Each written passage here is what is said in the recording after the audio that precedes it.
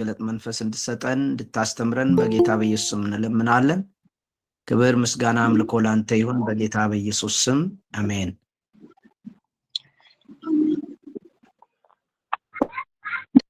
ማይካችሁን ዝጉ ሁላችሁም።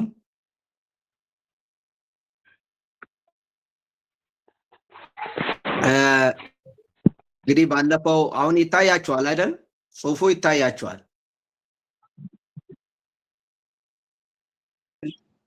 ይታያል ዶክተር። እሺ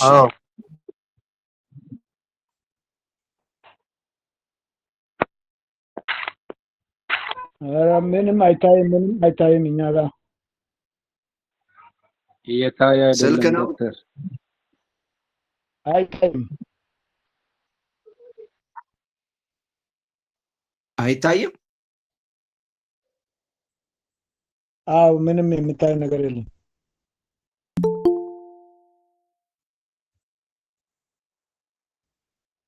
ጽሁፉ ነው ማይታያችሁ ወይስ ምንም ነገር አይመጣም? ጽሁፉ ይታያል ዶክተር። ለኔ እየታየ ነው። ይነበባል? አዎ ይነበባል። ለኔም እየታየ ነው። ጽሁፉ በህግ ስር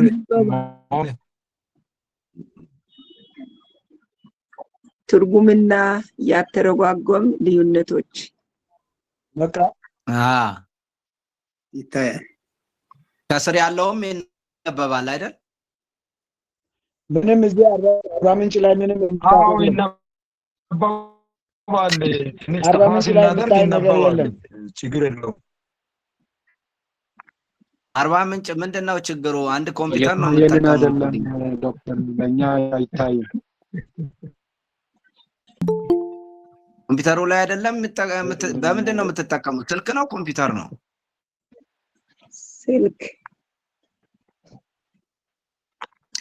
ስልክ ላይ ይነበባል? ይነበባል። ስልክ ነው አሁን እኔ እየተጠቀምኩ ስልክ ላይ ያለሁት እኔ ራሴ። ስልክ ላይ አሁን ስልክ ላይ ይታያል።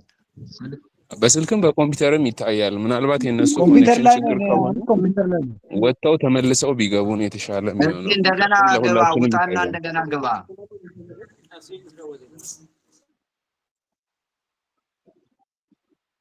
አርባ ምንጭ ላይ እንደገና ውጣና ግባ። ኔትወርክ ችግር ይሆናል።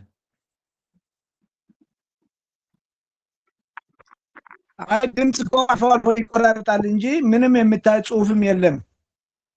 ውጣና እንደገና ኮኔክት አድርግ። ኔትወርክ ነው ያንተ ኔትወርክ ችግር ኖሩት ነው። እሺ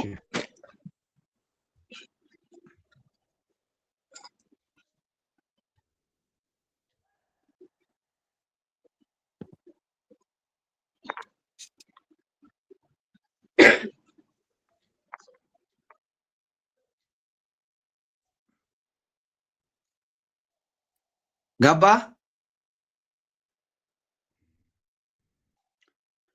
ቆይ ሊገባ ነኝ እስቲ።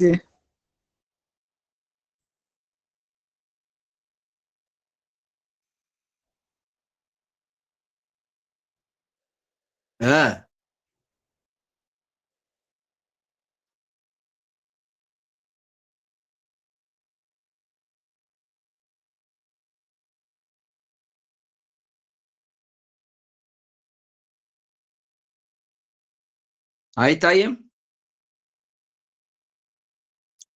እሺ በቃ እንቀጥል። ኔትወርክ ችግር ነው። ድምጼ ከተሰማ ያው ስለሚቀዳ ይላክልሃል፣ ግን ድምጼ ከተሰማ ችግር የለም። እንግዲህ የሮሜ መልእክት ምዕራፍ 2 ላይ ያለውን አንድ ክፍል እናያለን።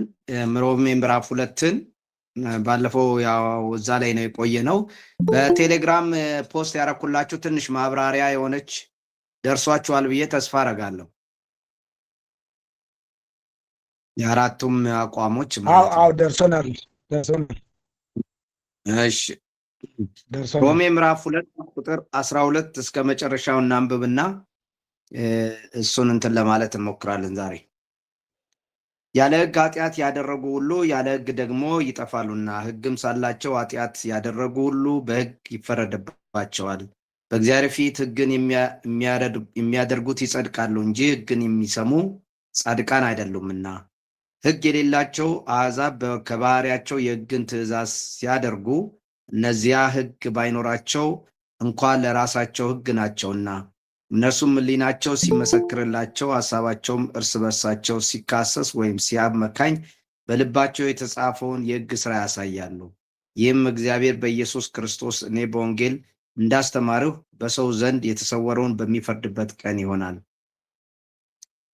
አንተ ግን አይሁዳዊ ብትባል በሕግም ብትደገፍ በእግዚአብሔርም ብትመካ ፈቃዱንም ብታውቅ ሕግም ተምረህ የሚሻለውን ፈትነህ ብትወድ በሕግም የእውቀትና የእውነት መልክ ስላለህ የዕውሮች መሪ፣ በጨለማም ላሉ ብርሃን፣ የሰነፎችም አስተማሪ፣ የሕፃናትም መምህር እንደሆንህ በራስህ ብትተማመን፣ እንግዲህ አንተ ሌላውን የምታስተምር ራስህን አታስተምርምን? አትስረቅ ብለህ የምትሰብክ ትሰርቃለህን?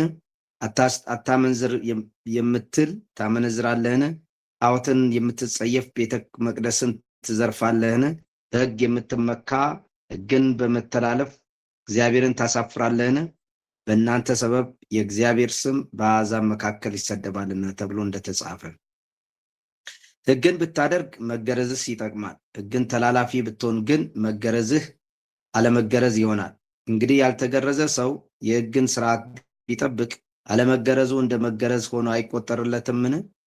ከፍጥረቱም ያልተገረዘ ሕግን የሚፈጽም ሰው የሕግ መጽሐፍና መገረዝ ሳለህ ሕግን በምትተላለፈው በአንተ ይፈርድብሃል። በግልጽ አይሁዳዊ የሆነ አይሁዳዊ አይደለምና፣ በግልጽ በሥጋ የሚደረግ መገረዝም መገረዝ አይደለምና፣ ዳሩ ግን በስውር አይሁዳዊ የሆነ አይሁዳዊ ነው። መገረዝም በመንፈስ የሚደረግ የልብ መገረዝ ነው እንጂ በመጽሐፍ አይደለም። የእርሱ ምስጋና ከእግዚአብሔር ነው እንጂ ከሰው አይደለም። ይህ ክፍል አንዱ እንግዲህ ከስራ ጉዳይ እግዚአብሔር በስራ ይፈርዳል ከሚለው ሐሳብ ቀጥሎ የመጣ ነው። የሚነሳው ስለ ሕግ ጉዳይ ነው።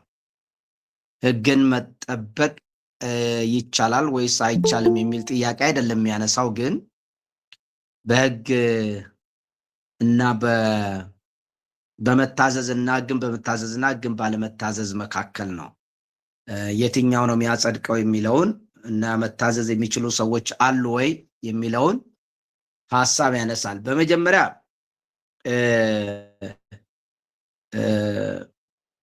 በሕግ ስር የሚለው ሐሳብ አለ። ሕግ ሳይኖራቸው ሕግ እያላቸው የሚልም ሐሳብ አለ። እነዚህን ነገሮችን ነው የምናነሳው። የሕግ ስራ የሚል ነገር አለ። እሱን እያነሳን እንወያያለን ማለት ነው። በምዕራፍ 2 ቁጥር 12 ላይ ያለ ሕግ ኃጢአት ያደረጉ ሁሉ ያለ ሕግ ደግሞ ይጠፋሉና ሕግ ሳላቸው ኃጢአት ያደረጉ ሁሉ በሕግ ይፈረድባቸዋል። በእግዚአብሔር ፊት ሕግን የሚያደርጉት ይጸድቃሉ እንጂ ሕግን የሚሰሩ ጻድቃን አይደሉምና ይላል። አንደር ዘ ሎው የሚኖሩ ወይም በሕግ ስር ለሚኖሩና ሕግ ለሌላቸው፣ በሕግ ስር ሆነው ኃጢአትን የሰሩ አሉ ነው የሚለው። በግሪኮ ኢን ኖሙ ሃማርቶን ነው የሚለው። በሕግ ስር ሆነው በሕግ ውስጥ እየኖሩ ማለት ነው። የሚለው ውስጥ እንደማለት ነው። በሕግ ስር እንደማለት ነው እና ግሪኮ ኢን ኖሙ ሃማርቶን ነው የሚለው። ኤን ማለት ውስጥ ማለት ነው። ኖሞ ማለት ሕግ ማለት ነው። ሃማርቶን ማለት ኃጢአት ማለት ነው። ስለዚህ በሕግ ውስጥ ሆነው ኃጢአትን የሚሰሩ አሉ ነው የሚለው። እንግዲህ ይሄ ሐረግ አይሁድ በሕግ ስር ሆነው ኃጢአት መስራታቸውን እና ከፍርድ አለማምለጣቸውን የሚገልጽ ነው። በተለይ ምዕራፍ 3 ከቁጥር 19 ጋር ተመሳሳይ ሐሳብ አለው። አፍም ሁሉ ይዘጋ ዘንድ ዓለምም ሁሉ ከእግዚአብሔር ፍርድ በታች ይሆን ዘንድ ሕግ የሚናገረው ሁሉ ከሕግ በታች ላሉት ነው ይላል። ተመሳሳይ ሐሳብ ነው። ከሕግ በታች ማለት ከሕግ ስር ያሉ፣ ከሕግ አገዛዝ ስር ያሉ ማለት ነው። ከኃጢአት በታች ሲል ከኃጢአት አገዛዝ፣ ከኃጢአት ስልጣን ስር ያሉ ማለት ነው። ስለዚህ ከሕግ በታች ሲል ከሕግ አገዛዝና አስተዳደር ከህግ አመራር ከህግ ደንብ ስር የሚኖሩ ወይም በሱ ቁጥጥር ስር እና አመራር ስር የሚኖሩ ለማለት ነው።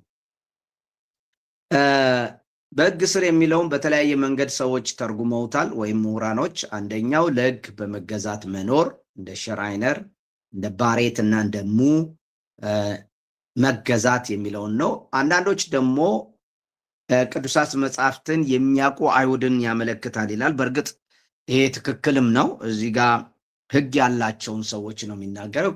የህግ ስልጣን በአይሁድም ሆነ በአሕዛብ ላይ መሆኑን የፊትስ ማይዘር የሚባለው ሰው የእግዚአብሔር ህግ በሁሉም ላይ ስልጣን አለው፣ ለአይሁዶች ብቻ አይደለም። አሕዛብም ክርስቶስ ማነው የእስራኤልን አምላክ የማያመልኩትም ሁሉ ለነሱ ሁሉ ነው የተጻፈው ብለው የሚያስቡም አሉ። ምክንያቱም ህጉ ዓለም አቀፋዊ ነው ብለው የሚያስቡ ሰዎች አሉ። ህጉ ለሁሉም ይሰራል ለነሱ ባይሰጥም። ነገር ግን ጳውሎስ በቀጥታ እዚህ ጋር የሚናገረው አይሁዶችን ነው። በተለይ ስለ ህግ ቃላቶች አደራ ተሰጣቸው ይላል። ምዕራፍ 3 ላይ ከቁጥር 2 ላይ ስትመለከቱ አስቀድሞ የእግዚአብሔር ቃላት አደራ ተሰጣቸው ነው የሚለው። የእግዚአብሔር ቃላት ነው የሚለው ህጉን።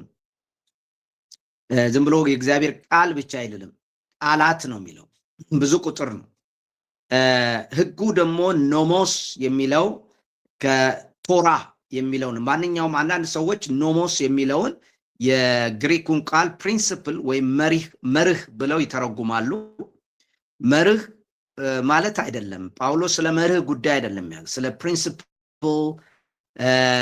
የአንድን ጉዳይ ሰዎች መከተል ያለባቸው መርህ ብለው በዚህ በሮሜ ውስጥም አንዳንድ ቦታዎች ላይ ይተረጉማሉ። ጳውሎስ ስለ መርህ ጉዳይ አይደለም አሁን የጨነቀው። እዚህ ቦታ ላይ ጳውሎስ ሊያስተምርና ሊያሳውቅ የፈለገው በኪዳን የተሰጠውን ህጉንና በክርስቶስ ኢየሱስ የመጣውን የማዳን ስራ፣ ጸጋን እና እግዚአብሔርን የጽድቅ ስራ፣ የወንጌልን ከህግ ያለው ጋር ግንኙነቱን እና ልዩነቱን ለማሳየት ነው። እንደ አይሁዳዊ ከሆኑ ኢየሱስን መቀበል አለባቸው ወይ ነው ጥያቄ። እኛ ለምን ኢየሱስን እንቀበላለን? ለምን ክርስቲያን መሆን ያስፈልገናል? እኛ የቃል ኪዳኑ ልጆች ነን። እኛ የተስፋው ልጆች ነን። ስለዚህ እግዚአብሔር ለእኛ ከሱ ጋር የምንኖርበትን ስርዓት አመቻችቶልናል፣ አዘጋጅቶልናል።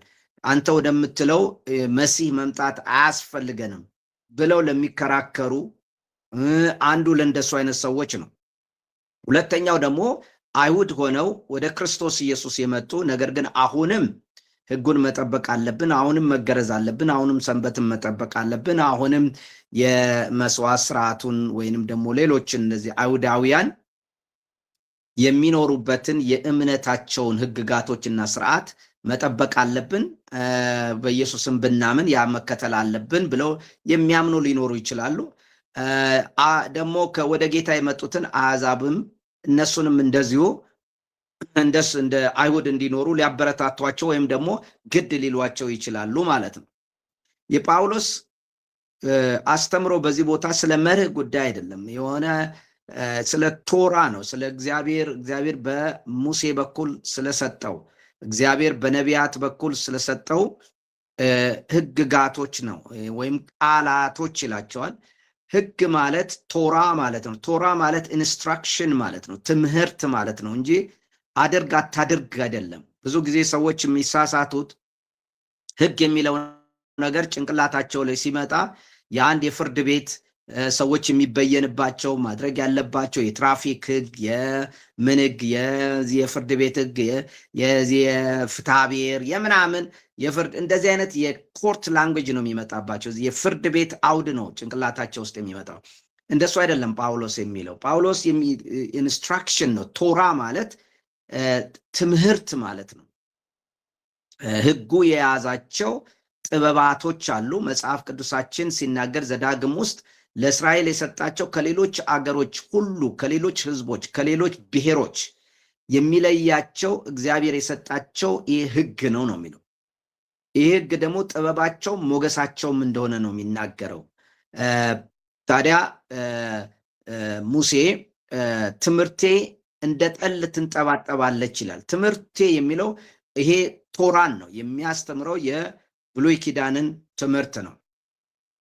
ሕግ በልብህ በአፍ አይጥፋ፣ ግንባር ላይ አድርገው፣ የቤት መቃን ላይ አድርገው። ይሄ ማለት እንዳለ ቶራውን ያለውን ትምህርት አጠቃላይ ለመናገር ነው እንጂ አድርግ አታድርግ ለማለት ብቻ አይደለም። እንደዛ አይደለም። አትቅመስ አትንካ የሚል ነገር ይኖረዋል። ነገር ግን ቶራ ስንል ግን አጠቃላይ የእግዚአብሔርን በብሉይ ኪዳን ለአይሁዶች የሰጠውን ቃል ነው። ስለዚህ እነዚህ በብሉይ ኪዳን አስተምሮ የሚኖሩ ሰዎች ማለት ነው፣ በሕግ ስር የሚያሉ በሕግ ውስጥ ሆነው በብሉይ ኪዳን ስርዓትና አስተምሮ ውስጥ ሆነው ኃጢአትን የሚሰሩ ሰዎች ነበሩ ነው የሚለው ጳውሎስ። ስለዚህ ሕግ ባላቸውና በሌላቸው መካከል ግልጽ ልዩነት ያደርጋል። እዚህ ቦታ ቁጥር 12 ላይ ሕግ ያላቸው ኃጢአት የሚሰሩ፣ ሕግ ሳይኖራቸውም ኃጢአት የሚሰሩ ሰዎች አሉ። ዋናው ሕግ ኖረህ አልኖረህ አይደለም። ኃጢአት ሕግ ኖረህም አልኖረህም ትሰራለህ ነው ጳውሎስ አርጊመንቱ፣ ክርክሩ። ጉዳዩ ሕግ ስለመኖርና አለመኖር፣ ሕግን ስለማወቅና አለማወቅ አይደለም። ኢሹ እሱ አይደለም። ሕግ የሌለውም ኃጢአት ያደርጋል፣ ሕግ ያለውም ኃጢአት ያደርጋል። ስለዚህ ያለ ሕግ ኃጢአት ያደረጉ ይላል፣ ያለ ሕግ ኃጢአት ይሰራል። ስለዚህ ኃጢአት ከሕግ ካታጎሪ ውጭ ነው ያለው፣ ወይም ከሕግ ምድብ ውጭ ነው ያለው። ብዙ ጊዜ ኃጢአትን ሕግ ስላለ ሰዎች በቃ ኃጢአትን የሚሰሩ ይመስላቸዋል። ነው ሕጉ ኃጢአት እንዲደረግ የሚያደርግ አይደለም። በሕግና በኃጢአት መካከል ከፍተኛ የሆነ ልዩነት አለ። ሕጉ ኃጢአት ከሕግ ካታጎሪ ወይም ከሕግ መደብ ከሕግ ክፍል የራቀ ነው፣ የወጣ ነው፣ ሌላ ዓለም ነው እሱ። ስለዚህ አንድ ሰው ሕግ ኖረውም አልኖረውም በብሉይ ኪዳን ውስጥ ስርዓት ውስጥ እና አስተምሮ በብሉይ ኪዳን ኖረም አልኖረም ኃጢአትን ይሰራል። ስለዚህ ዋናው ቁም ነገር ሕግ ስላለኝ እኔ የተሻልኩ ነኝ ማለት አይቻልም ነው። ሁለቱም ይፈረድባቸዋል ነው። ሕግ ኖሮህም የብሉይ ኪዳን ትምህርት ኖሮህም ሳይኖርህም ኃጢአት ከሰራ ይፈረድብሃል ነው። ያለ ሕግ ይፈረዳል ሌላው ላይ ደግሞ በተማረው መሰረት ይፈረድበታል ነው የሚለው። ስለዚህ ምዕራፍ 3 ከቁጥር 2 ላይ ቅድም እንዳልኳችሁ ታሎጊያ ቱቴው የእግዚአብሔር ቃላቶች ተሰጥቷቸዋል። ስለዚህ በሕግ ስር ያሉት እነሱ ናቸው። አያመልጡም ማለት ነው። አያመልጡም። ታዲያ አንድ ነገር እዚህ ጋር ሕግን የሚያደርጉ አሉ ይለናል። ከቁጥር 14 ጀምሮ ያለውን እናንብብ። እንግዲህ ቁጥር 13 ላይ ሕግን የሚያደርጉ ይጸድቃሉ ነው የሚለው እንጂ ሕጉን የሚሰሙ ብቻ ዝም ብሎ እየሰማህ መኖር ዋጋ የለውም። ሕግ እስካልተደረገ ድረስ አያጸድቅህም፣ እስካልታዘዝከው ድረስ አያጸድቅህም ነው። ግን ሕግን የሚያደርጉ ይጸድቃሉ። አንዳንዶች ይህንን ሃይፖቴሲስ ነው ይላሉ፣ በኋላ እናየዋለን። ሃይፖቴሲስ ነው መላምትን ወይም ሊሆን ይችላል ብሎ እንጂ ጳውሎስ በእውነት ሕግን የሚታዘዝ አካል ስላለ ነው ብሎ የማያስቡ ሰዎች አሉ ሲያስተምሩ። እዚህ ጋር እያለ ያለው ሕግን በመጠበቅ የሚጸድቁ አሉ ሲል ሃይፖቴሲስ ነው፣ መላምት ነው፣ ወይም ደግሞ በምናብ ሊሆን ይችላል። ሕግን ከጠበቅ ነው የምትጸድቀው፣ ግን አይቻልም የሚል የማይቻል ሐሳብ ነው የሚናገረው ነው። አይደለም፣ እንደሱ አይደለም የሚለው እዚህ ጳውሎስ፣ እንደሱ አይደለም። ጳውሎስ ሕግን መጠበቅ በፍጹም አይቻልም የሚል አቋም የለውም። ሕግን ግን መጠበቅ እንዴት መጠበቅ ይቻላል? ምንድነው መንገዱ? ችግራችንን አናሊሲስ ነው የሚያደርገው። የችግራችንን ያለብንን ችግር ይተነትነዋል። ልክ ሐኪም ለችግሩ መፍትሄ ከመስጠቱ በፊት ችግሩን መንስኤ እንደሚተነትን ሁሉ ጳውሎስም እንደዚህ ችግሩን ነው የሚተነትነው። በዚህ በምዕራፍ 1 ከቁጥር 18 እስከ ምዕራፍ 3 ከቁጥር 20 ድረስ ያለው ክፍል የሰው ልጆችን ችግር ነው ትንታኔ ውስጥ የሚያስገባው ማለት ነው። ስለዚህ እንደ የሕግን ትእዛዝ የሚያደርጉ እንዳሉ ይነግረናል። ቁጥር 14 ላይ ሕግ የሌላቸው አሕዛብ ይላል ከባህሪያቸው የሕግን ትእዛዝ ሲያደርጉ ይላል። ከባህሪያቸው የሕግን ትእዛዝ ሲያደርጉ እነዚያ ሕግ ባይኖራቸው እንኳ ለራሳቸው ሕግ ናቸውና ይላል። እንግዲህ አሕዛብ ሕግ የላቸውም ወይም በሕግ ስራ እየኖሩ አይደለም፣ እንደ እስራኤላውያኖች አይደሉም። ነገር ግን ሕግ የሚጠይቀውን ነገር በባህሪያቸው ያደርጋሉ ነው። እነዚህ ሕግን ትእዛዝ የሚያደርጉ በባህሪያቸው የሚያደርጉ ሰዎች እነማን ናቸው? ይሄ በጣም ከፍተኛ ክርክር አለበት እዚህ ጋር። የመጀመሪያው አመለካከትና አተረጓጎም ብዙዎቻችን የምናውቀው ነው። እሱም የማያምኑ አሕዛብ የሚል ነው፣ ሕሊና የሚል ነው። አንዳንዱ ሲያስተምር በሕሊናቸው ስለሚታዘዙ ነው ብሎ ያስተምራል። እንግዲህ ያተረጓጎም በሮሜ ምዕራፍ 2 ላይ የተገለጹት አሕዛብ የማያምኑ የኢየሱስ ክርስቶስ ተከታዮች እንዳልሆኑ ነው የሚያምነው። በአይሁድና በአሕዛብ መካከል ያለው ንጽጽር ከጳውሎስ የአጻጻፍ ስልት ጋር ይስማማል። ይህ ክፍልም በሮሜ መልእክት ውስጥ ካሉ ሌሎች ንጽጽሮች ጋር ይስማማል ብለው ያስባሉ። ለምሳሌ ሮሜ ምዕራፍ 2 ከቁጥር 7 እና 2:10 ላይ እግዚአብሔርን የሚፈሩ አሕዛብን ቢያመለክቱም ቁጥር 12 ላይ ግን የሚኮንኑ አሕዛብንም ያመለክታል ይላል። ስለዚህ ምዕራፍ ከቁጥር 14 እስከ 15 ስለ ዳኑ አሕዛብ አይደለም የሚናገረው። ምክንያቱም ሁለቱም ላይ ስለሚፈረድባቸው በአሕዛብም ላይ በተለይ ቁጥር 10 እና 7 ላይ እግዚአብሔርን የሚፈሩ አሕዛብ ናቸው። እዛ ቦታ ላይ መልካም የዘላለምን ሕይወት ለመፈለግ የሚጸኑ ሰዎች፣ እነዚህ ሰዎች ቁጥር 7 እና 10 ላይ ያሉ በጎን ስራ በመስራት የዘላለምን ሕይወት ለማግኘት የሚጥሩት እግዚአብሔርን የሚፈሩ አሕዛቦች ናቸው ብሎ የሚያስቡ አሉ። ይህም ቦታ ብዙ ተነጋግረንበታል። እንደዚህ አይነት አመለካከት የለውም ጳውሎስ። ለምሳሌ እነዚህ ሰዎች የሚያነሱት እንደ ቆርኔሌዎስ አይነት ሰው መልካም በመስራት የዘላለምን ሕይወት ለማግኘት ከሚጥሩ ሰዎች አንዱ ነው።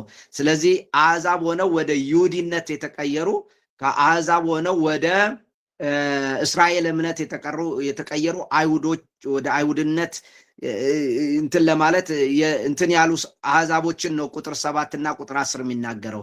ስለዚህ እዚህም ቦታ ቁጥር 12 እነዚህ ያልዳኑ ክርስቶስን ያልተከተሉ ነገር ግን አይሁድን ስርዓት ተከትለው እንደ አይሁድ ለመኖር የሚፈልጉ ሰዎችን ነው ብለው ያስተምራሉ። ይህ ደግሞ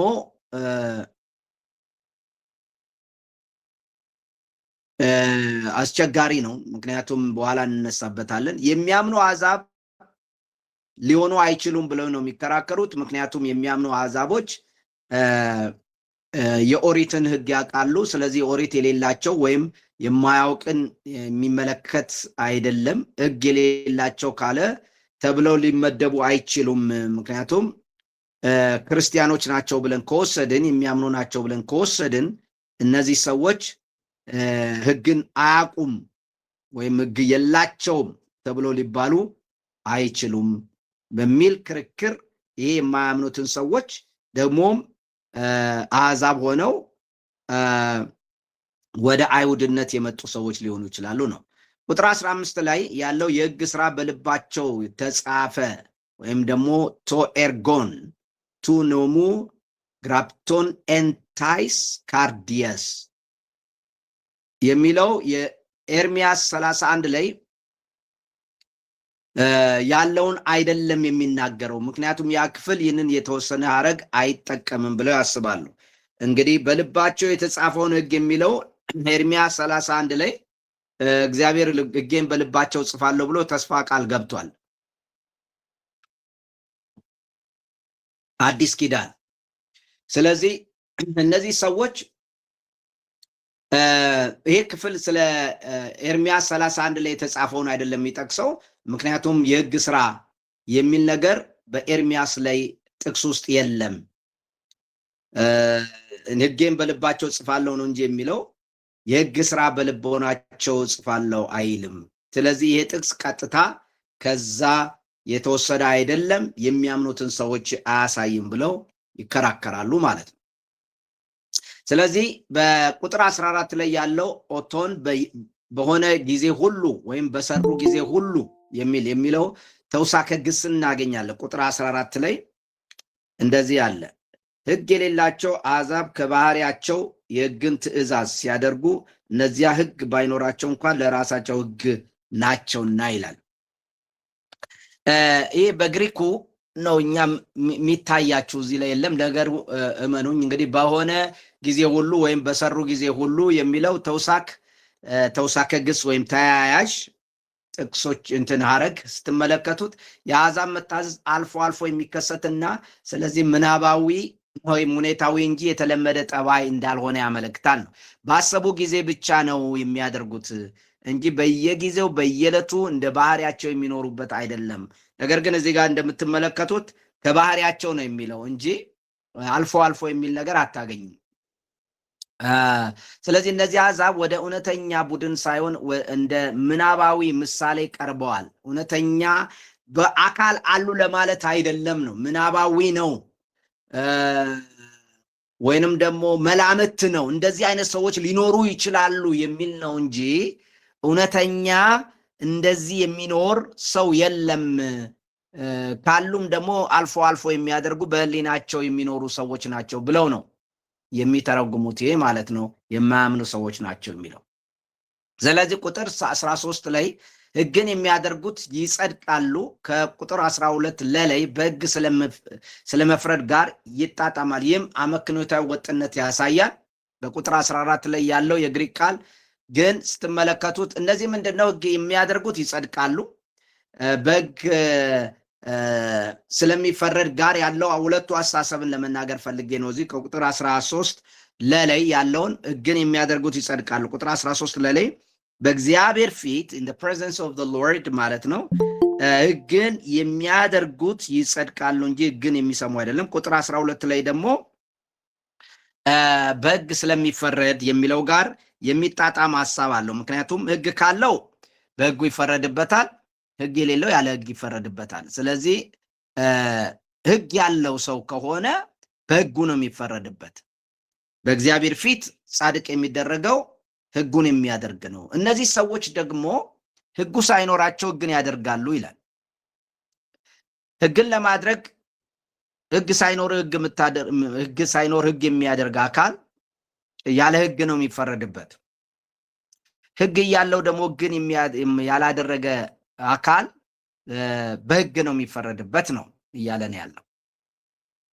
ለዚህ እነዚህ ሁለቱ ይጣጣማሉ ማለት ነው። ቁጥር 14 ላይ ያለውን ብንቀጥል ያቺ ትንሽ ሐሳብ ረስቼ ያስገባዋት ናት። የግሪኩ ቃል ፊሲስ ወይም በባህሪ ወይም በተፈጥሯቸው ይላል።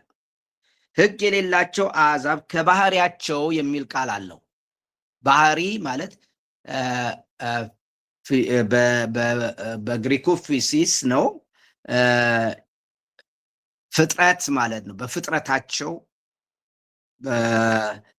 ባህሪያቸው በተለምዶ የሚያደርጉት ሕግ የሌላቸው ናቸው።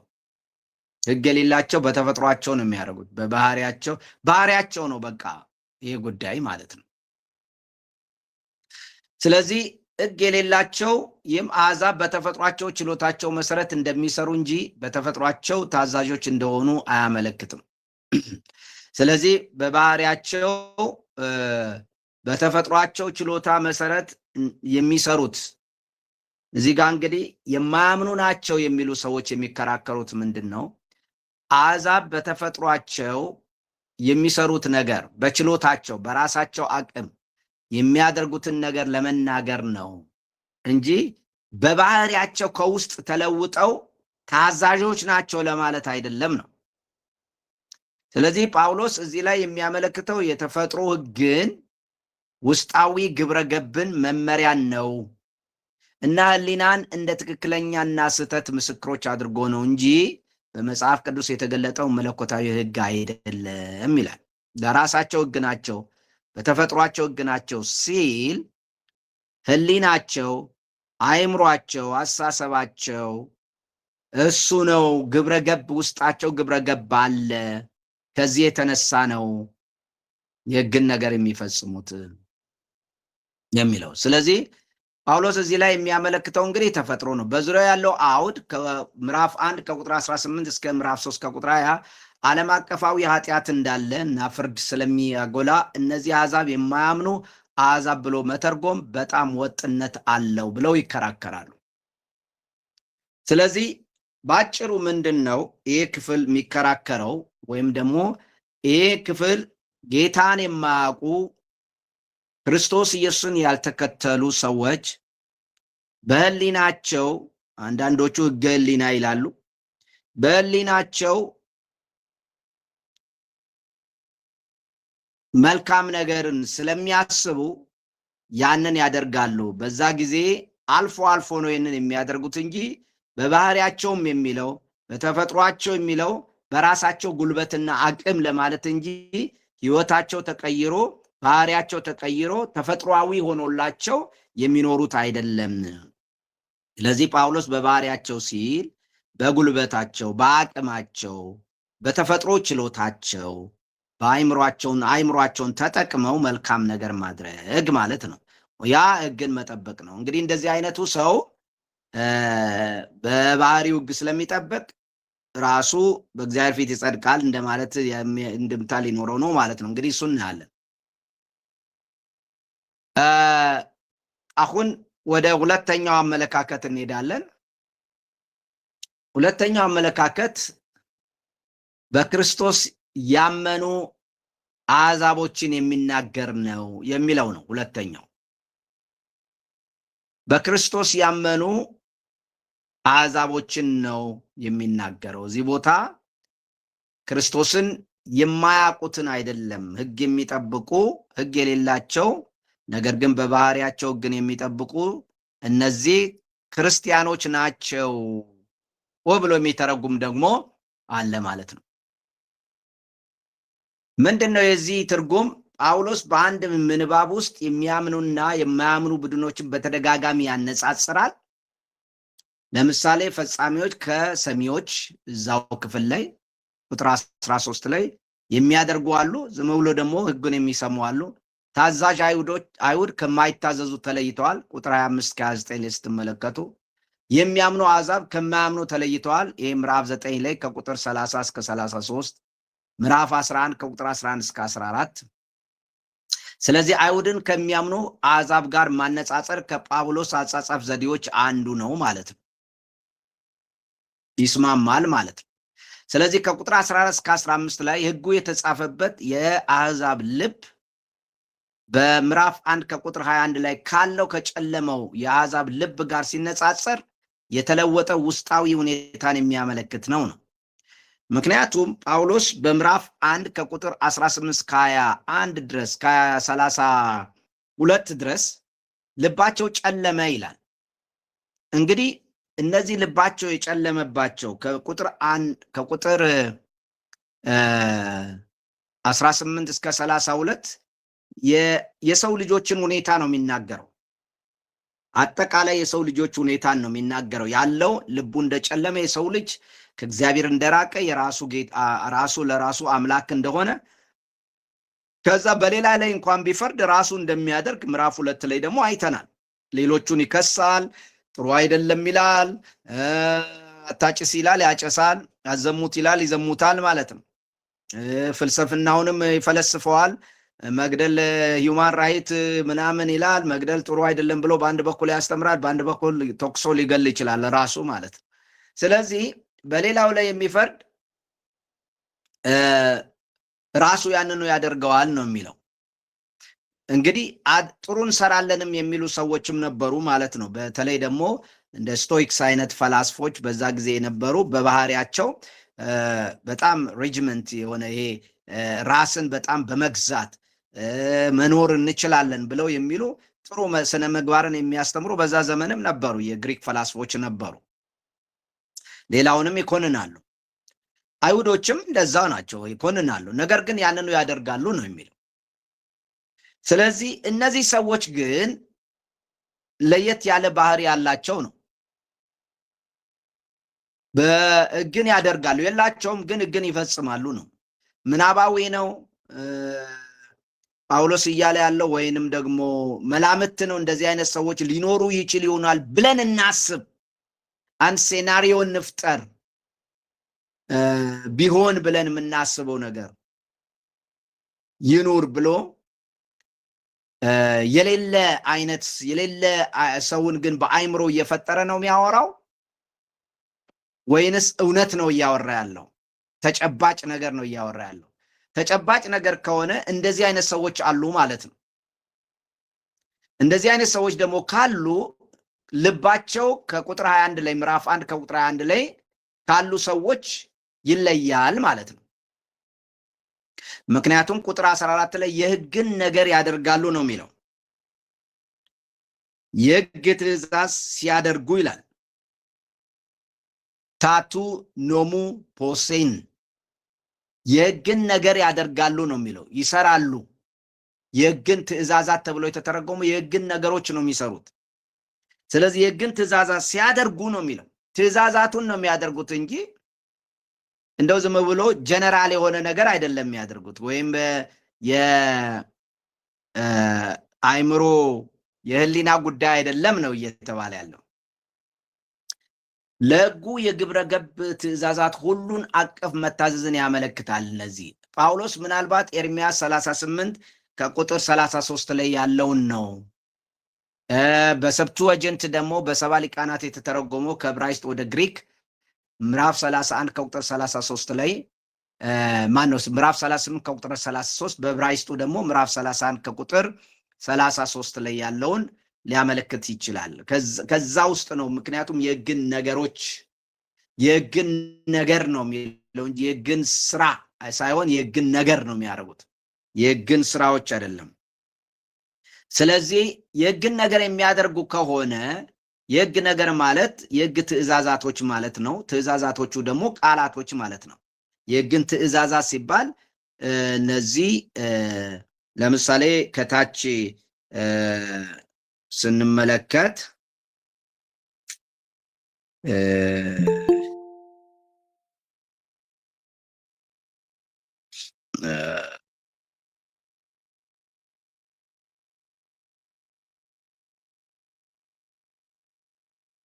ቁጥር 26 ላይ እንግዲህ ያልተገረዘ ሰው የሕግን ስርዓት ቢጠብቅ አለመገረዙ እንደ መገረዝ አይቆጠርለትም።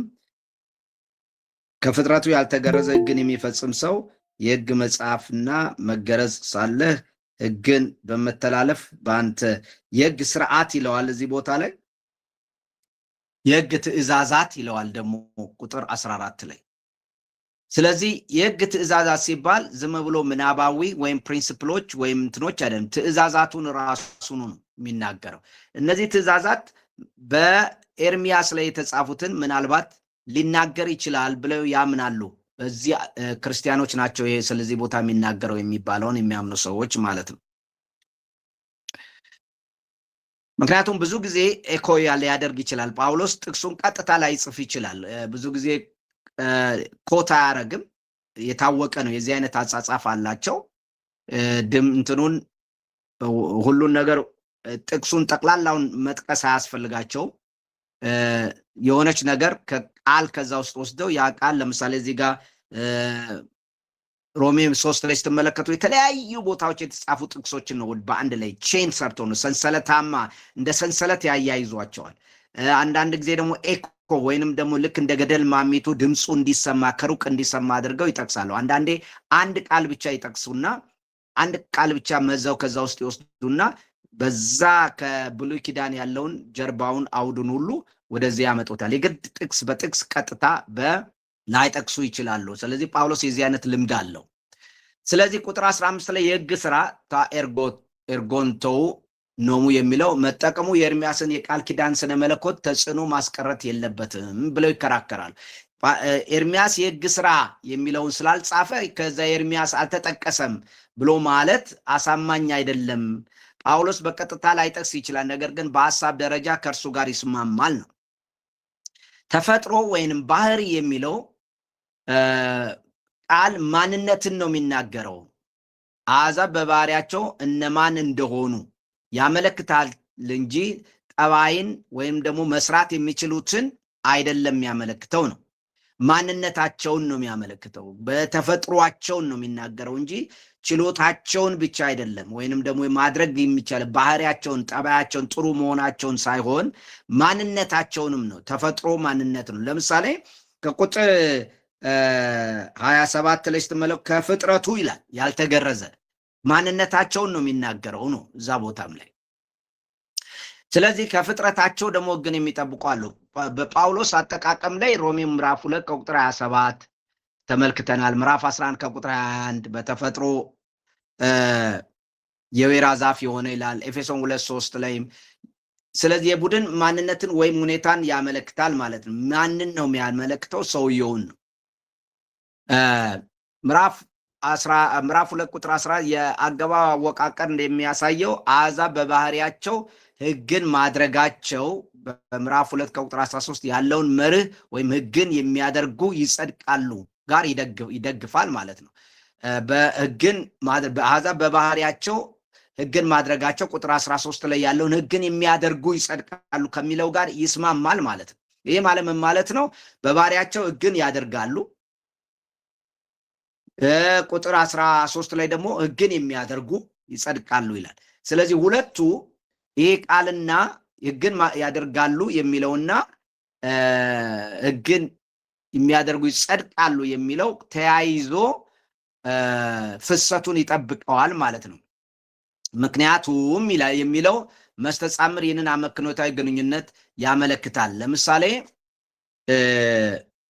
ከቁጥር አንዳንዱ የግሪኩን ስለምጠቀም ነው፣ ክርክሩ በዛ ላይ ስለሆነ ነው።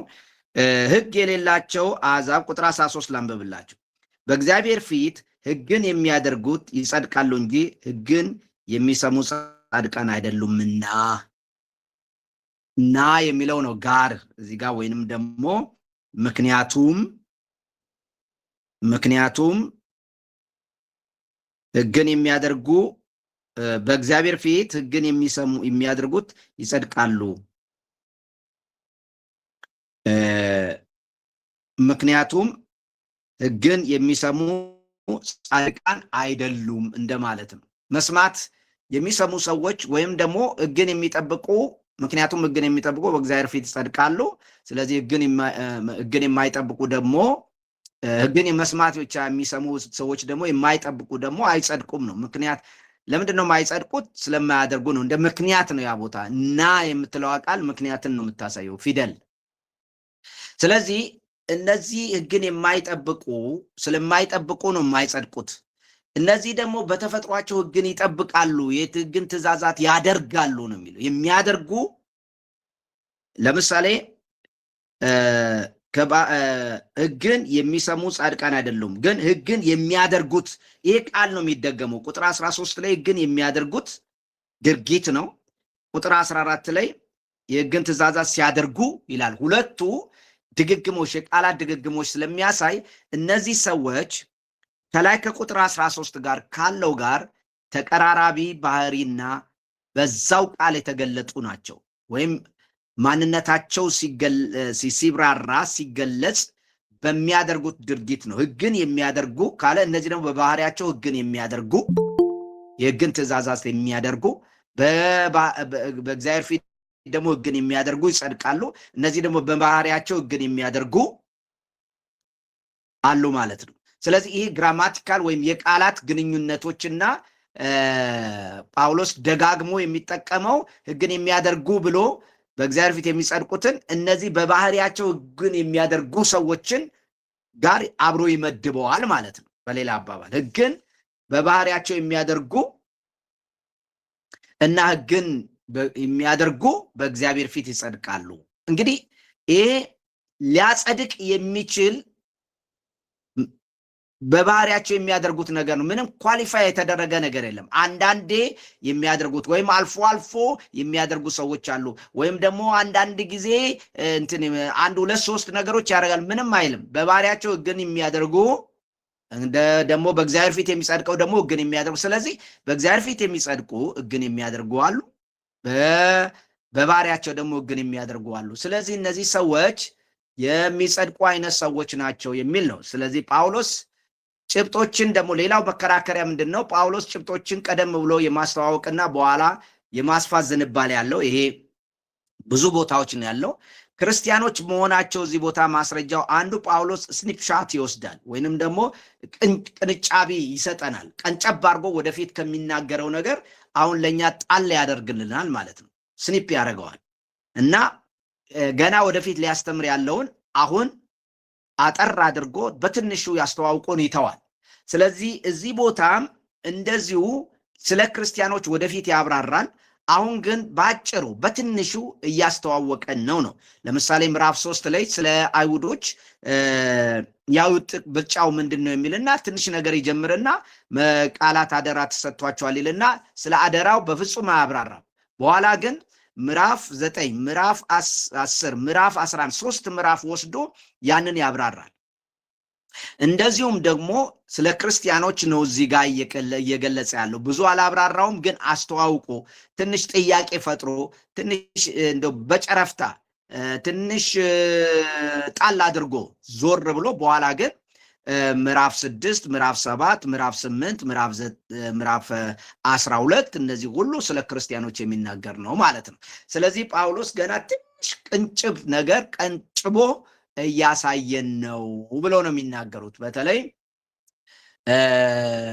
እንደ ምዕራፍ 5 ከቁጥር 3 እስከ 5 ምዕራፍ 8 ከቁጥር 18 እስከ 39 በደንብ ያብራራል። ስለዚህ ምዕራፍ 2 ከቁጥር 14 እስከ 15 ያለው ውስጣዊ መታዘዝን ነው የሚያሳየው። ይህም ሮሜ ምዕራፍ 8 ከቁጥር 1 እስከ 4 ድረስ ስትመለከቱ እንደዚህ የሚል ቃል አለ። ከስጋ የተነሳ ስለደከመ ለሕግ ያልተቻለውን እግዚአብሔር የገዛ ልጁን በኃጢአተኛ ስጋ ምሳሌ በኃጢአትም ምክንያት ልኮ አድርጓልና እንደ መንፈስ ፈቃድ እንጂ እንደ ስጋ ፈቃድ በማንመላለስ በእኛ የሕግ ትእዛዝ ይፈጸም ዘንድ ኃጢአትን በስጋ ኮነነ። ስለዚህ የሕግ ትእዛዝ በክርስቲያኖች ሕይወት ውስጥ ይፈጸማል ብሎ ደግሞ በኋላ ያስተምራል። እነዚህ አንድ ምንድነው? ሕግን የማያደርግ ሰው ከእግዚአብሔር ጋር እንደተጣላ ነው የሚናገረው። ዝቅ ብዬ ላንብብላችሁ። እንደ ስጋ ፈቃድ የሚኖር ስጋን ቁጥር እዛው ሮሜ ምዕራፍ 8 ቁጥር 5 ላይ እንደ ስጋ ፈቃድ የሚኖሩ የስጋን ነገር ያስባሉና እንደ መንፈስ ፈቃድ የሚኖሩ ግን የመንፈስን ነገር ያስባሉ። ስለ ስጋ ማሰብ ሞት ነውና ስለ መንፈስ ማሰብ ግን ሕይወትና ሰላም ነው። ስለ ስጋ ማሰብ በእግዚአብሔር ዘንድ ጥል ነውና ለምን? ለእግዚአብሔር ሕግ አይገዛምና መገዛትም ተስኖታልና በስጋ ያሉትም እግዚአብሔርን ደስ ሊያሰኙት አይችሉም። በስጋ መኖር ማለት ሕግ መታዘዝ አለመቻል ነው። ስለዚህ ሕግን አለማድረግ ስለ ስጋ ማሰብ በእግዚአብሔር ዘንድ ጥል ነውና ለምን ብላችሁ ብትጠይቁት ለእግዚአብሔር ሕግ አይገዛምና። ስለዚህ ለስጋ መታዘዝ፣ ስለ ስጋ ማሰብ፣ ሕግና ስጋ ይለያያሉ። ሕግ ስጋ የሚባለው ይሄ ስጋችን፣ ደማችን፣ አጥንታችን አይደለም። ኃጢአታዊ ባህሪ ማለት ነው። ይሄ ኃጢአታዊ ባህሪ ከሕግ ጋር በፍጹም ስምምነት የለውም። ሕጉ የኃጢአትን ባህሪ የሚኖር ሰው ከእግዚአብሔር ጋር ይጣላል። ለምንድን ነው የሚጣላው? ለእግዚአብሔር ሕግ መገዛት አይችልም ይላል። እኛ በመንፈስ የምንመላለስ ግን በስጋ ስለተኮነነ ኃጢአት ስለተኮነነ ስለመታ በክርስቶስ ኃይል ስለተደበደበ ስለተፈረደበት ኃጢአት ተኮንኗል ነው የሚለው። አይደለም አሁን የተኮነነው ኃጢአት ነው የተኮነነው። ስለዚህ ኃጢአት ላይ ተፈርዶበታልና እኛ ግን አሁን በመንፈስ የምንኖር ሰዎች የሕግ ትእዛዛት በእኛ ይፈጸማሉ። እንግዲህ ገና በጣም ብዙ ያብራራል። ምዕራፍ 6 ምዕራፍ 7 ምዕራፍ 8 ስለ ሕግ ነው የሚያብራራው። እንዴት አድርጎ ክርስቲያንና ያላቸውን ግንኙነት ያብራራል።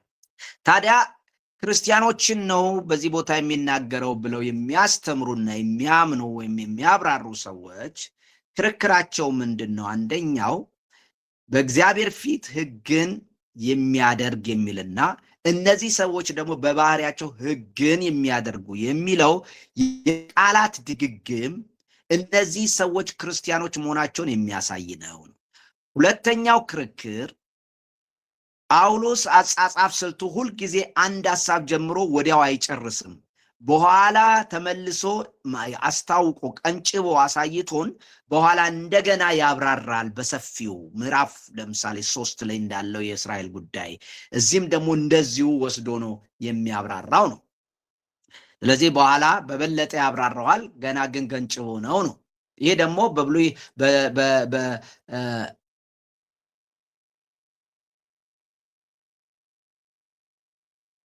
ወደዛ ከመሄዴ በፊት ሌሎች ክርክሮችም አሉ የዚህ ጉዳይ። እንግዲህ የአሕዛብ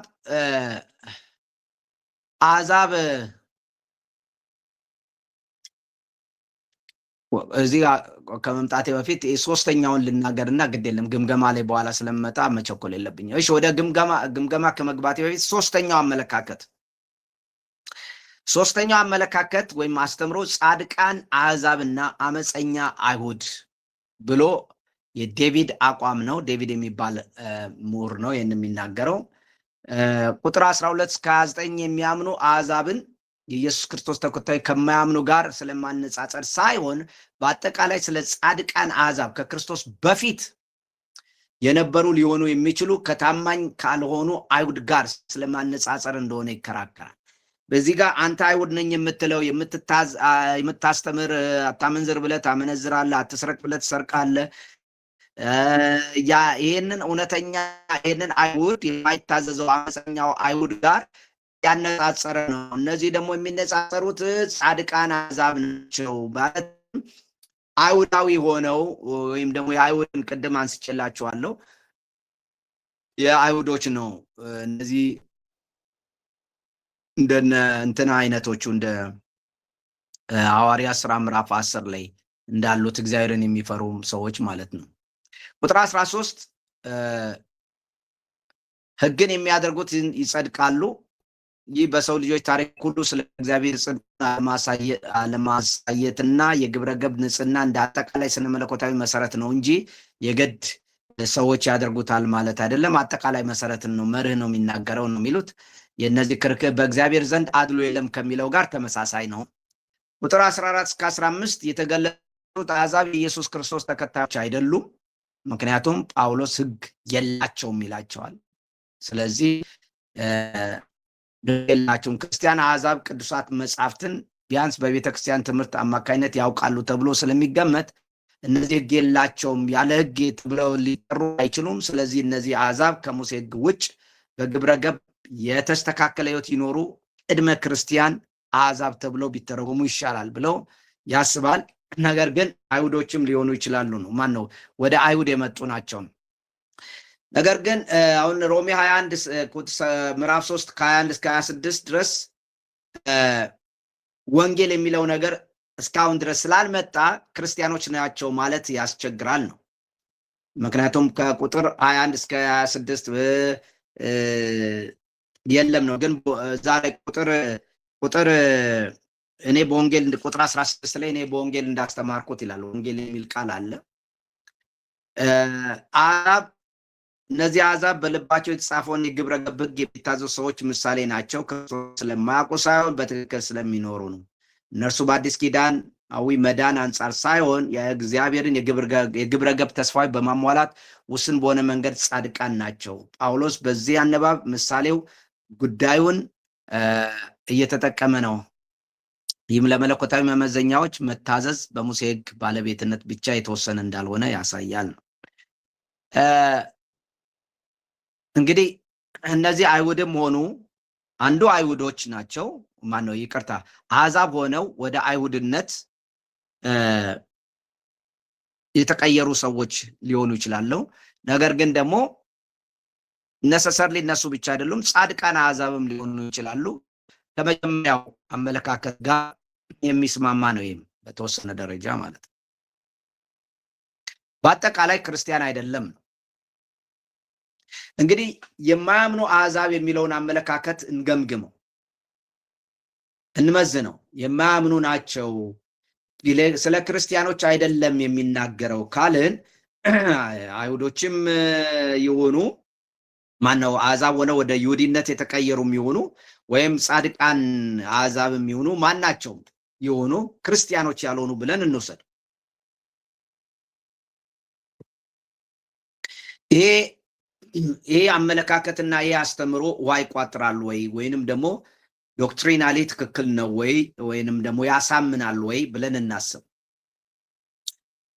ምዕራፍ 2 ከቁጥር 13 እስከ 14 ሁለተኛው ክፍል 13 ላይ ጀምሮ ስለ መጽደቅ ነው የሚናገረው። ይህም ከጳውሎስ ሰፊ የመጽደቅ ስነ መለኮት ጋር በእጅጉ ይስማማል። ምክንያቱም እነዚህ አሕዛብ በእርግጥ የሚጸድቁ ከሆነ ጳውሎስ በኋላ በምዕራፍ 3 ከቁጥር 10 ላይ ጻድቅ የለም አንድም ስኳ የሚለው በምን መሰረት ላይ ይሆናል ማለት ነው። በሌላ አባባል ከክርስትና ውጭ ጻድቅ የሆኑ ሰዎች አሉ ማለት ነው። ልክ ቅድም ጻድቅ አሕዛብ የሚባለው ያላመኑ የሚለውና ጻድቅ አሕዛብ ትንሽ ልዩነቱ ምንድን ነው? የሚጸድቁ አሉ፣ መልካም ስራ ሰርተው አሕዛብ ሆነው የሚድኑ ሰዎች አሉ ለማለት ነው። ያኛው ደግሞ የማያምኑ አልፎ አልፎ በባህሪያቸው በህሊናቸው የሚሰሩ ሰዎች፣ ሁለቱም ተመሳሳይ ናቸው። ሌላኛው ደግሞ አሕዛብ ሆነው እግዚአብሔርን የሚፈሩ ሰዎች ሕግን ለመጠበቅ እንደ ቆርኔሌዎስ አይነት ሰዎች ሊሆኑ ይችላሉም ነው። ስለአጠቃላይ ሶስቱም ሆነ አሁን የነገርኳችሁ ሁሉም ክርስቲያኖች አይደሉም ብለው የሚተነትኑ ናቸው ማለት ነው። ግን እነዚህ ሰዎች ሕግን መጠበቅ የሚችሉ ከሆነ የሚጸድቁ ከሆነ ሕግን ትእዛዛት ባህሪያቸው የሚጠብቁ ከሆነ በእርግጥ አንዳንዶቹ ባህሪያቸው የሚሉ ጠባያቸው ነው አልፎ አልፎ የሚያደርግ ነው ብለው የሚሉት እሱንም ብዙ አሳማኝ አይደለም። የሚጸድቁ ከሆነ ታዲያ ሁሉም አንድስ እንኳን ጻድቅ የለም አንድስ እንኳን የሚለው ጉዳይ ሁሉም የእግዚአብሔር ክብር ጎሏቸዋል የሚለው ጉዳይ ምን ላይ ሊወድቅ ነው? መሰረቱ ምንድነው? ጳውሎስ ከራሱ ጋር የተጋጨ አይደለም ወይ ነው? ከክርስቶስ በፊት የነበሩ አሕዛብ ያለ ሕግ ጻድቃን ከሆኑ ተቋረጥኩኝ መጥቻለሁ። ያለ ሕግ ጻድቃን ሊሆኑ ከቻሉ እና ሕግ ያላቸው አይሁድ አመፀኛ ከሆኑ ጳውሎስ ዓለም አቀፋዊ ኃጢአተኝነትን የሚመለከተውን አስተምሮ ሊያዳክም የሚችል ችግር ያለበት ሁለትዮሽ ዱዋሊዝም ነው ማለት ነው። ኦኬ እንበል አይሁዶች አንድ አልፎ አልፎ የሚሰሩትን መልካም ስራ በህሊናቸው ከተባለ እንግዲያውስ አይሁዶች የተሻሉ ናቸው። በዚህ ለምንድን ነው አይሁዶች የሚከሰሱት? እዚህ ጋር አይሁዶች አልጠበቃችሁም ይባላሉ። እዚህ ጋር ደግሞ ከእናንተ በተፈጥሯቸው የተሻለ አለ ሕግን የሚጠብቅ ይላል። ቁጥር 27ም እንደዚሁ አለ። እንደገናም ቁጥር 13 ከ14 ላይ አይ ከእናንተ ከአይሁዶች ይልቅ እኮ ሕግ ሳይኖራቸው ሕግን የሚጠብቁ ሰዎች አሉ፣ ሕግ ስላላችሁ ምንም የፈየዳችሁት ነገር የለም ነው የሚለው። እንግዲህ አይሁዶች ጠቅላላ ከሕጉ አንዱንም አያደርጉም ማለት ነው ወይስ አልፎ አልፎ አይሁዶች አይታዘዙም ማለት ነው?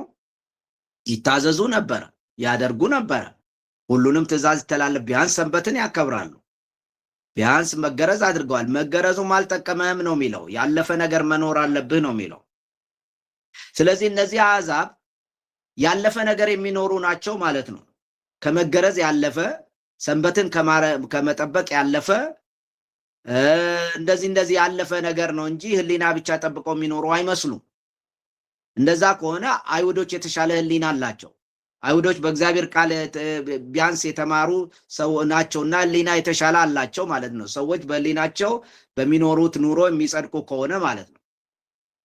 ይህ አመለካከት አሕዛብ ከጸጋ ወይም ከመለኮታዊ ሕግ ውጭ በግብረ ገብ ጻድቃን ሊሆኑ እንደሚችሉ ያስተምራል ማለት ነው። እንደዛ ከሆነ ያለ ጸጋ ያለ ወንጌል ሰዎች ይድናሉ ብለን እናስባለን ማለት ነው። ይሄ ደግሞ በጣም አስቸጋሪ ነው። ምክንያቱም በእግዚአብሔር ፊት ሕግን የሚጠብቅ ነው የሚጸድቀው፣ ሕግ ሳይኖራቸው ደግሞ ሕግን የሚያደርጉ ሰዎች አሉ ብለን ካለን አልፎ አልፎም አይደለም እነዚህ ሰዎች በባህሪያቸው ነው ሕግን የሚያደርጉት ከተባለ፣ ስለዚህ ያለ ጸጋ ያለ ወንጌል ያለ ክርስቶስ ሰዎች የሚድኑበት መንገድ አለ።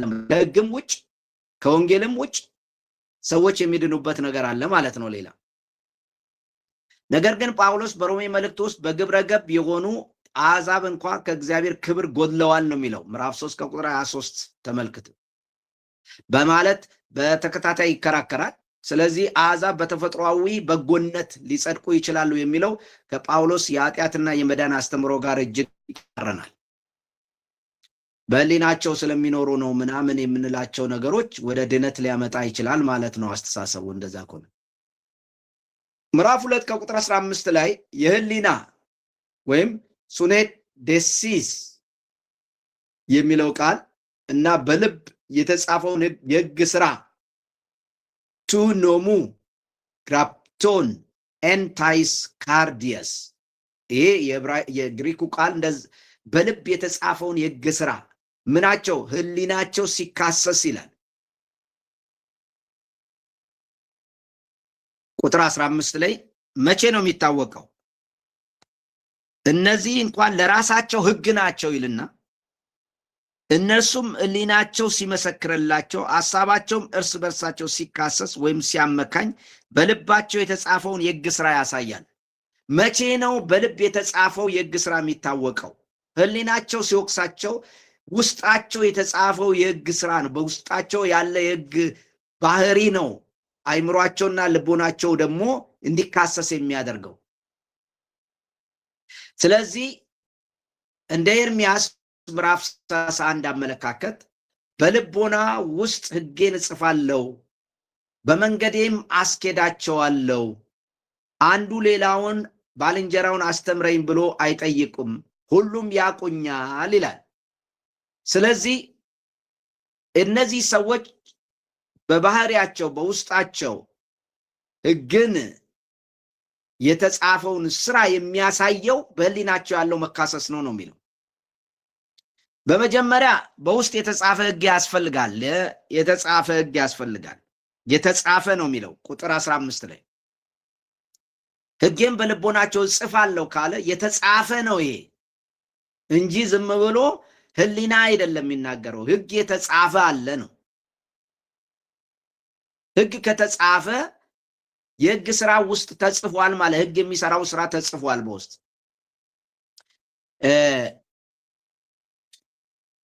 ሮሜ 8:4 ላይ ታስታውሱ እንደሆነ እንደ መንፈስ ፈቃድ ለምንመላለስ ለእኛ የሕግ ትክክለኛ ስራ ይፈጸም ዘንድ በማለት መግለጽ ይቻላል። የእውነተኛ የሕግ መፈጸም በግብረ ገብ መልካም በሆኑ ነገር ግን ዳግም ባልተወለዱ ሰዎች ሳይሆን በአማኞች ዘንድ እንደሚሆን ያረጋግጣል። ሰው ሁሉ ኃጢአትን ከሰራ እንዴት ነው ካሉ ሰዎች የጥቂቶቹ ደግሞ እንትን የሚሉት? እንዴት ነው ሕሊና እንዴት ጥሩ ሊሆን ይችላል? ሕሊና እንዴት መለኪያ ሊሆን ይችላል? አንድ ሰው እንበል በአንድ ማህበረሰብ ውስጥ የሰው ስጋ እየበላ የሚኖር ኖርማል ከልጅነቱ ጀምሮ የሰው ስጋ እየበላ ቢኖር የሰው ስጋ መብላት አይሰቀጥጠውም። ሕሊና መጀመሪያ በተቀበለውና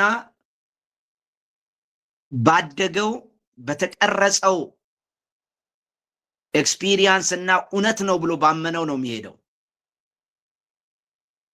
ለዚህ ነው በተለያዩ ቦታዎች የተለያየ ባህል ለአንዱ ይሰቀጥጠዋል፣ ለአንዱ ደግሞ መከበሪያው ነው። ለአንዱ ራቁት መሄድ ያሸማቅቀዋል፣ ትክክል አይደለም ብሎ ራቁት መሄድ መጥፎ ነው ይላል።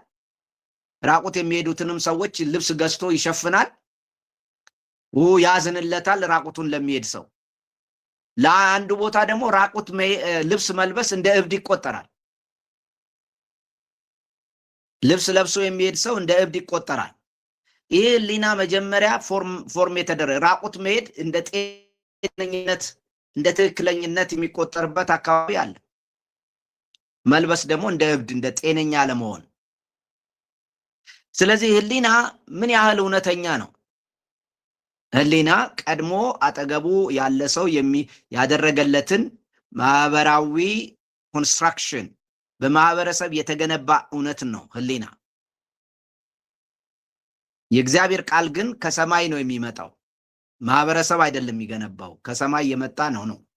ስለዚህ ሕሊና አስተማማኝ አይደለም፣ ሕግም አይደለም፣ የሕግም ትእዛዛት አይደለም። እግዚአብሔር የሕግን ስራ በሰው ልብ ላይ የሚጽፍ ከሆነ በክፍሉ ላይ የተገለጸው የእግዚአብሔር አድሎ የለሽነት ኢምፓርሻሊቲ አደጋ ላይ ይወድቃል ማለት ነው። በልባቸው የተጻፈ ሕግ አለ ካለ አንዳንዶቹ ያልተጻፈባቸው አለ ማለት ነው። ልቦናቸው ጨለመ የሚለው እንግዲህ እግዚአብሔር በየት በኩል ነው የማያደላ የሚሆን? ለአንዳንዱ ልቡ ላይ ሕግ የሚጽፍ ከሆነ ለአንዳንዱ ደግሞ ሕጉን ማይጽፍ ከሆነ የተጻፈ ሕግ ከሌላቸው አንዳንዱ ደግሞ ልቡ ላይ እንግዲህ እንደዛ ከሆነ እንዴት ነው እግዚአብሔር በትክክል የሚፈርደው? የማያምኑ አሕዛብ አተረጓጎም አንዳንድ የማያምኑ አሕዛብ ብቻ በልባቸው ሕግ እንደተጻፈላቸውና ሁሉም አሕዛብ ግን እንዳልሆነ ያስባል። የዚህ ግምት ተከታይ እንድምታ በምዕራፍ 1 ከቁጥር 18 ከ32 የተገለጹት ብዙሃኑ ልባቸው ስለጨለመ ክፉውን ስለሚመኙና ስለሚያደርጉ የሚፈረድባቸው በመሆኑ እግዚአብሔር አማራጭና እንደ ፈቃዱ ብቻ የሚሰራ አርቢትራሪ ማለት ነው ይሆናል ማለት ነው። በምዕራፍ 1 ከ18 ውስጥ በአሕዛብ ልብ ውስጥ የሕግ ስራ መጽሐፍ የሚያሳይ ምንም ፍንጭ የለም። እንዲሁም በክፍሉ የተገለጹት ሁልጊዜ ክፉ እንደሚያሳይ ምንም ምልክት የለም። ይልቁንም የእግዚአብሔር የተሰወረ ባህሪ ይኸውም ኃይሉ በፍጥረት አማካኝነት ተገለጠላቸው በቀላሉ ይናገራል። ስለዚህ ይህ እንዲህ ከሆነ እግዚአብሔር ለእያንዳንዱ የማያምኑ አሕዛብ ልብ ብቻ የሕግን ስራ በመስጠት እንደሚጽፍ እንደሚያደርግ ያመለክታል። ይህ ሊሆን አይችልም። ምክንያቱም ጳውሎስ ከሚከላከልበት ዋናው ነገር ይኸውም ሁሉም የሰው ልጆች ኃጢአተኛ መሆናቸውን ለማረጋገጥ ነው የሚከራከረው ጳውሎስ። ስለዚህ እንጂ አንዱ ከአንዱ የተሻለ ከአሕዛብ የተሻለ አንዱ አሕዛብ ከሌላው አሕዛብ ይሻላል ማለት አይደለም። ስለዚህ የአተረጓጎም በጥያቄ ውስጥ ያለው የአተረጓጎም አቋም ሁለቱንም ቡድኖች በአንድ መደብ የማያምኑ አሕዛብ እንደሆኑ ቢገምትም በቁጥር 18-12 በተገለጹት የማያምኑ አሕዛብ እና በምዕራፍ 2 ከቁጥር 11-15 በተገለጹት የማያምኑ አሕዛብ መካከል የጥራት ልዩነት የሰው ጥራት ልዩነት ያቀርባል ማለት ነው። ስለዚህ በአሕዛብ መካከል የተለዩም ሰዎች አሉ ማለት ነው። ግን ሰው ሁሉ ኃጢአተኛ አይደለም ማለት ነው በዚህ ዴፊኔሽን። እነዚያ የማያምኑ አሕዛብ አልፎ አልፎ ሕግን የሚጠብቁ ከሆነና በእግዚአብሔር ፊት የሚጸድቁ ከሆነ አይሁድም አልፎ አልፎ ግን ይታዘዛሉ። ስለዚህ ጳውሎስ አይሁድ ሁልጊዜ ሕግን ይተላለፋሉ ስላላለ እነርሱም በእግዚአብሔር ፊት ጻድቃን ሊሆኑ ማለት ነው። ይህ ጻድቅ የለም። ስለዚህ ጳውሎስ የሚገልጸው ሕሊና የዕለት ተዕለት የሕግ አፈጻጸም መርህ አይደለም። ይልቁንም በፍርድ ቀን ምስክር ስለሚሆን ማለት በጋራ ስለመመስከር ነው የሚለው። ለምሳሌ እናንብብ። ቁጥር 15 ላይ ሕሊናው መቼ ነው የሚሰራው? ሕሊናው አሁን ነው የሚሰራው ወይስ መቼ ነው የሚሰራው? እንደዚህ ይላል ሕግ እነርሱም ሕሊናቸው ሲመሰክርላቸው ሐሳባቸውም እርስ በርሳቸው ምንድን ነው የሚለው? ከላይ ቁጥር 14 ላይ ሕግ ለራሳቸው ሕግ ናቸውና እነርሱም ሕሊናቸው ሲመሰክርላቸው ሐሳባቸውም እርስ በርሳቸው ሲካሰስ ወይም ሲያመካኝ በልባቸው የተጻፈውን ሕግ ስራ ያሳያሉ። ይህም ይላል ይህ መካሰስ ይህ ሕግ ስራም የሚገለጠው እግዚአብሔር በኢየሱስ ክርስቶስ እኔ በወንጌል እንዳስተማርሁ በሰው ዘንድ የተሰወረውን በሚፈርድበት ቀን ይሆናል ይላል። መቼ ነው እሱ የሕሊና መካሰሱ ትክክል ነው ብሎ የሚበይነው? ሕጉም በልብም የተጻፈው እንደገናም ደግሞ በአእምሮ ሕሊና ውስጥም ያለው አንድ ላይ ተባብረው እግዚአብሔር በሚፈርድበት ቀን ተባብረው አዎ ልክ ነው የሚሉት እንጂ አሁን ነው ብሎ አይልም። የሕሊና ስራው ራሱ እንኳን አሁን አይደለም፣ ወደፊት እግዚአብሔር ይህም ይላል። ይህም እግዚአብሔር በኢየሱስ ክርስቶስ በእኔ ወንጌል እኔ በወንጌሌ እንዳስተማር በሰው ዘንድ የተሰወረውን በሚፈርድበት ቀን እግዚአብሔር የሚፈርደው የተሰወረ ነገር የተሰወረ ማለት ውስጥ የሰውን ልብ ሞቲቭ አጠቃላይ በሚፈርድበት ጊዜ የዛ ጊዜ ነው ሰው ልጆችም እነዚህ የዳኑ ሰዎችም ሁሉ ልባቸው በውስጣቸው ልክ ነው ይሄ ብለው የሚመሰክሩት ነው የሚለው።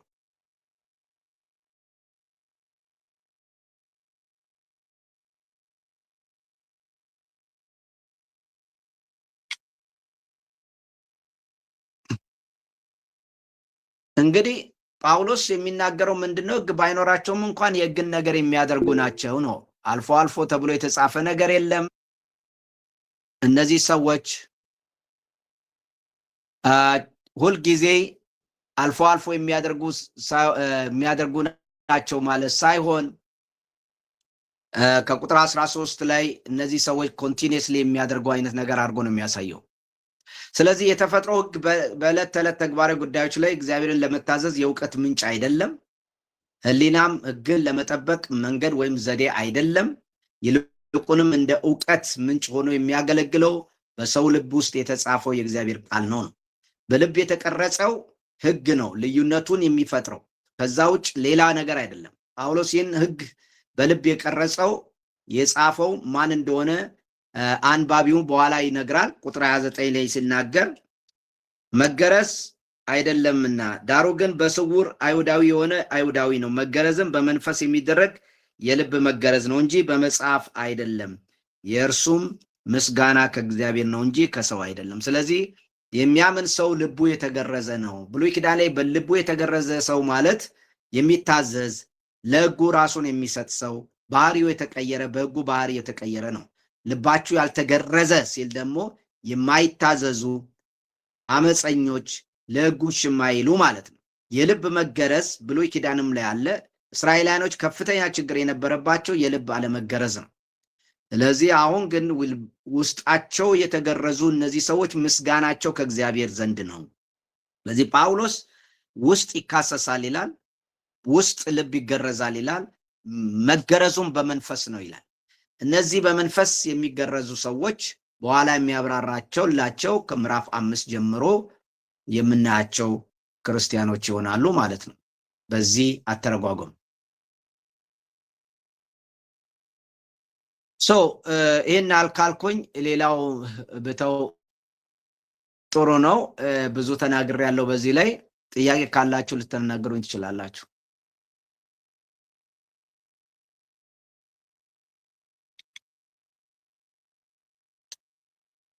ኦኬ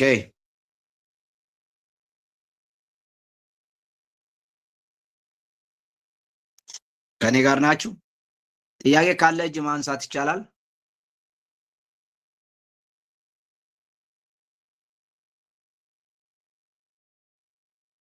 እኔ የምደግፈው ክርስቲያኖች የሚለውን ነው በእኔ ጥናት እንጂ ሕሊና ያላቸው አሕዛቦችን አይደለም። ጥያቄ አለ?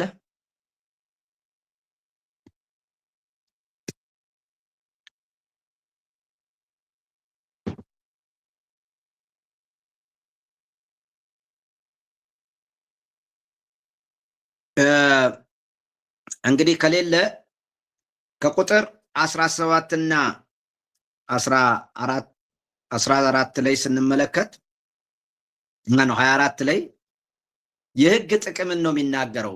በኔጌቲቭ ነው እንጂ የተቀመጠው ሕግ ለምንድን ነው የሚጠቅመው የሚለውን ያሳያል። ሕግ ዋጋ የለውም እያለ አይደለም። ሕግ አንደኛ በእግዚአብሔር ይሄ አይሁዳዊ በእግዚአብሔር ይመካል። ለምንድን ነው የሚመካው? አንደኛ በሕጉ በእግዚአብሔር እንዲመካ ያደርገዋል። ስለ ተስፋ ይነግረዋል። ሕግ ስላችሁ ቶራ ማለት አድርግ አታድርግ ብቻ አይደለም። እግዚአብሔርም ተስፋ ያለበት ነው።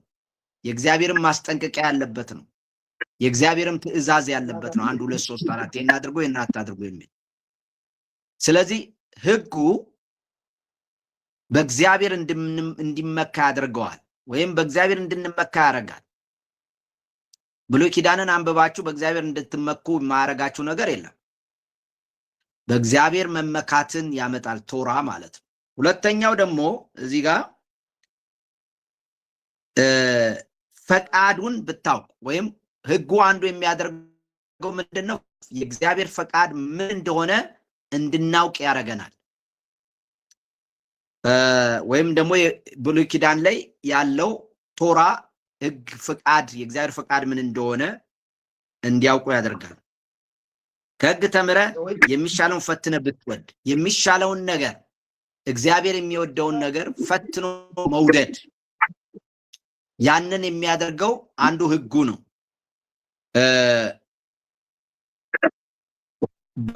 በህግ የእውቀትና የእውነት መልክ የእውቀትና የእውነት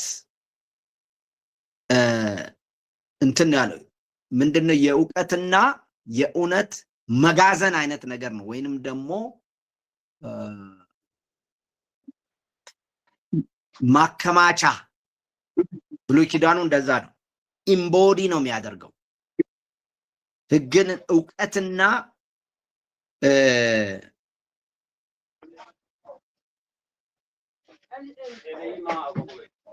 የእውቀትና የእውነት ማስቀመጫ ቦታ ነው ህጉ። እውነትና እውቀት አለበት። በእግዚአብሔር ሰዎች እንዲታመኑ እንዲመኩ ያደርጋል። የእግዚአብሔርን ፈቃድ እንዲያውቁ ያደርጋል። ስለዚህ እውቀትና እውነት ያለው ሰው ደግሞ ምን ያደርጋል ማለት ነው? ለዕውሮች መሪ፣ ብርሃን ለሰነፎች አስተማሪ፣ ለመምህር እንደዚህ አይነት ሰዎችን ያፈራል ህጉ። ነገር ግን እንደዚህ አይነት ሰዎችን ቢሆኑ ነው የሚለው። እንደዚህም ብትሆን አላደረከውም። አስተማሪ ነህ፣ እውቀት አለ፣ እመካለ በእግዚአብሔር አንድ አምላክ አለ ብለህ የእውቀትና የእውነትንም ግዙፍ ባህር እዛ ውስጥ ያለውን የእግዚአብሔርን ሀብት ታውቃለህ። ነገር ግን የሁሉ ኖረህ ማድረግ አልቻልክም ነው ጥያቄ። አሁን የሁሉ ከህጉ የሚጣል ነገር አይደለም። ቶራ ላይ ብሉይ ኪዳን ላይ ሄደን መቼም ከዘፍጥረት የምናነበው አለ። ታሪክ ነው አብዛኛው። ዘፍጥረት፣ ዘጸአት፣ ዘሌዋውያን ነው ስርዓቶች፣ የመስዋዕት ስርዓት ብዙ የምናገኘው። ከዛ ውጭ እስራኤልን እግዚአብሔር እንዴት እንዳዳናት፣ ምን አይነት ተአምር እንደሰራ፣ እንዴት ማመን እንዳለባቸው የእግዚአብሔር ባህሪ ነው የተገለጸው በህጉ።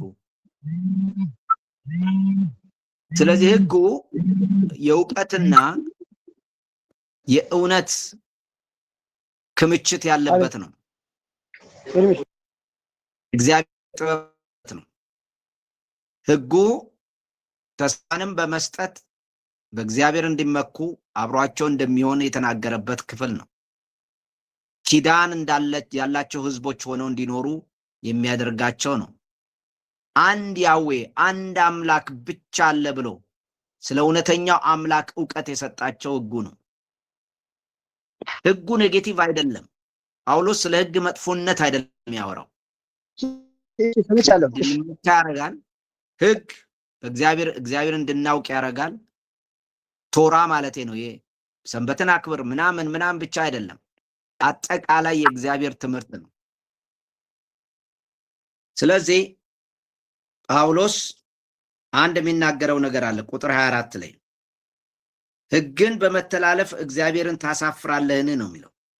እግዚአብሔርን ታሳፍራለህ ወይ? አሁን ህግን ሰዎች ሲተላለፉ፣ እስራኤላውያኖች እግዚአብሔርን ህግ ሲተላለፉ፣ ቃል ኪዳኑን ሲያፈርሱ የሚያፍረው እግዚአብሔር ነው። እግዚአብሔርን ስም ያሰድባሉ ማለት ነው። ቁጥር 24 ላይ በእናንተ ሰበብ የእግዚአብሔር ስም በአሕዛብ መካከል ይሰደባልና ተብሎ ተጽፏል ይላል።